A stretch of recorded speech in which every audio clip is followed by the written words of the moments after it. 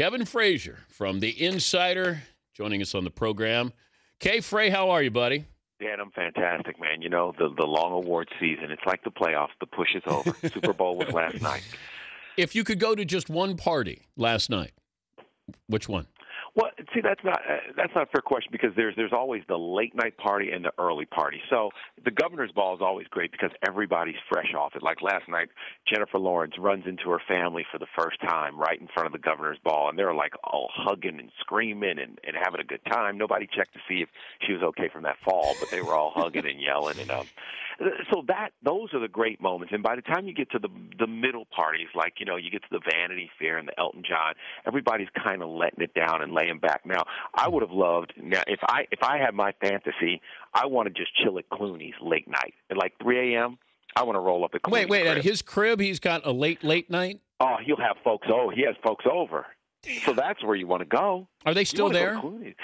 I'm sure somebody's laid out, stretched out. I mean, you know, there's some real seedy characters who sneak in late for that party. Okay, toughest celebrity to interview on the red carpet? You know what? Tommy Lee Jones, no question.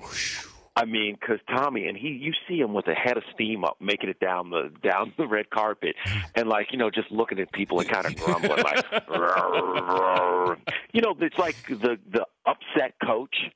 That's who Tommy Lee Jones is, and thank goodness I've had that in sports where I've had the guys, you know, the upset guys. So you're just like, Tommy, you excited for tonight? And he's like, and you're like, okay, cool, good luck. I would think De Niro would be tough. You don't know, because De Niro actually is. I feel that De Niro's is more a little shyness and like, I don't have anything left to say, whereas Tommy Lee Jones is just like, what's up? I will bite your head off, brother. Come on, get a piece of me. Who's better looking in person than they are on screen? Ooh, you know what? I will say this, okay? I'll say this. Last night, looking at, and maybe because I've seen her so much, I've seen Anne Hathaway so much, and I was kind of like, there's Anne Hathaway again. Last night, she looked so good in her dress. Because you knew, I mean, going in, you know that for her, undergarments are always optional, and that there probably were none on, and she looked incredible in person. Like, I don't know if the pictures are doing her justice. She looked so good. She looked so good in person last night. I was like, wow. And I don't know if you saw, and everybody go to the internet and check out Heidi Klum. She went to Vanity Fair party, and for a woman who's had 4 kids and not a lick of enhancement, it's incredible. I saw her on Thursday night. Yeah. And I saw her in Santa Monica, and it was one of those where you go, damn, better looking in person than I thought. Yes. Really striking, really striking. Yes. But I said that the same thing about Adam Sandler when I saw him this week. So I said, boy, better looking in person than I thought. But who's shorter, smaller, or who's taller than we would think?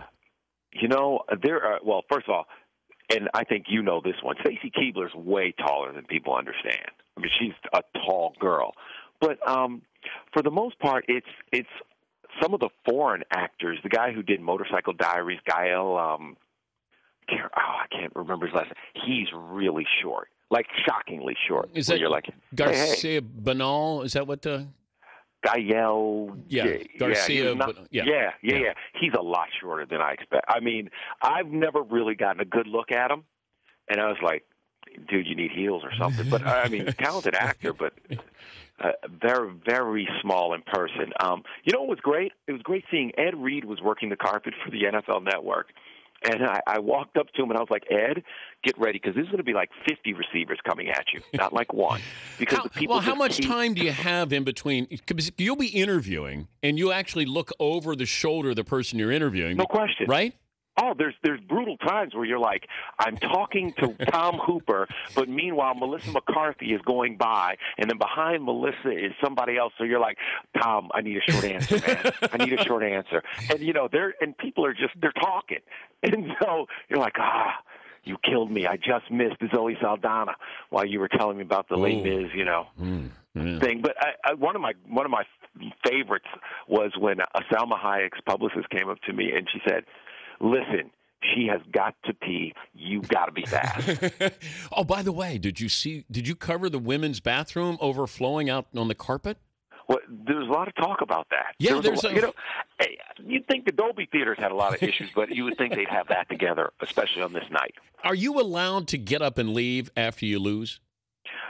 A lot of people there are seat fillers, so people get up. And the genius thing last night was the audience cam that was online, so you could watch the audience, and in the breaks you could see who was talking to who and who was getting up and leaving, and like who was eating popcorn. Because people they come and they serve popcorn to folks. Do they drink? In the break? Can you drink in the audience? Yeah, water. That's and then it. You got to get it out. You're really not allowed to have food in the Dolby Theater, so that's why it was kind of cool that they were serving popcorn. But you can't get the hard stuff. But backstage, you can get anything you want. We're talking to Kevin Frazier from The Insider, joining us, Dan Patrick Show. Seth MacFarlane, what was the reaction after the Academy Awards? You know what? There's a lot of people who were offended by some of the stuff. And there were some people who were like, well, he sauced it up a little bit, and that's what we needed. I felt like a lot of the old-school stars were a little irritated. I think that a lot of people, though, were like, hey, you know what?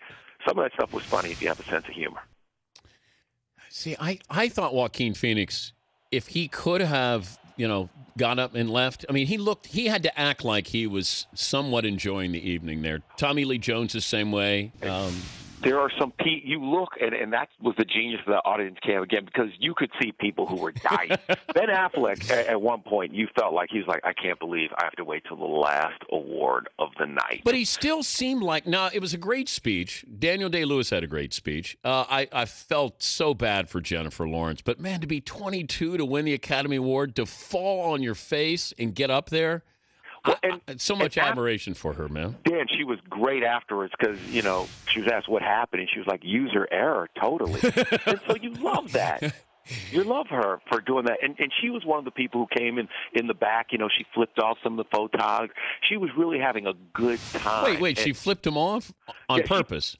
On purpose, just having fun. Okay. She flipped off some of the photographers at first when she came back there. And you know what? When you listen to Ben Affleck's speech. Oh, man. You think back to Jennifer Lawrence is having that moment where she's the hottest thing in Hollywood. Yeah.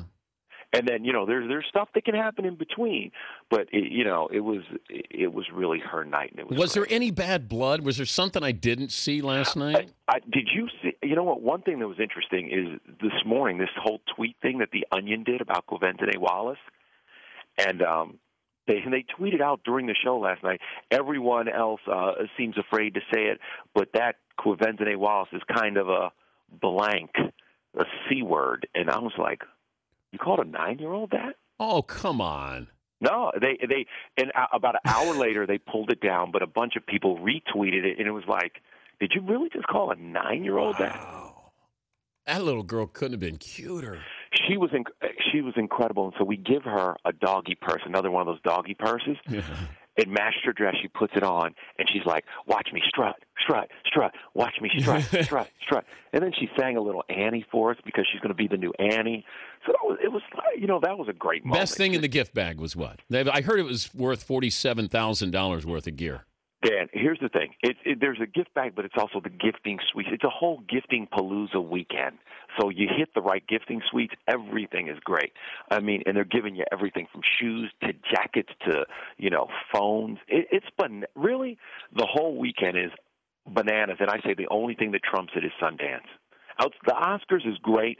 It's trumped a little bit by the free swag at Sundance, but it's a great gifting weekend.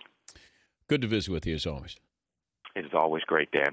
And I'll be watching tonight. It's 7 Eastern is when OMG, The Insider, is on at my house. Yes.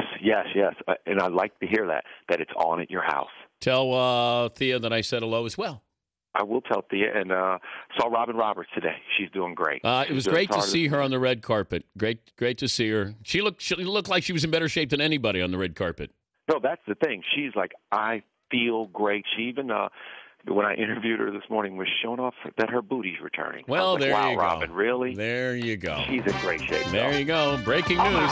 Robin Roberts' booty is back. Get booty. Kevin, thanks for joining us, bud. Get some sleep. Always a pleasure. All right. Kevin Frazier from The Insider. OMG Insider.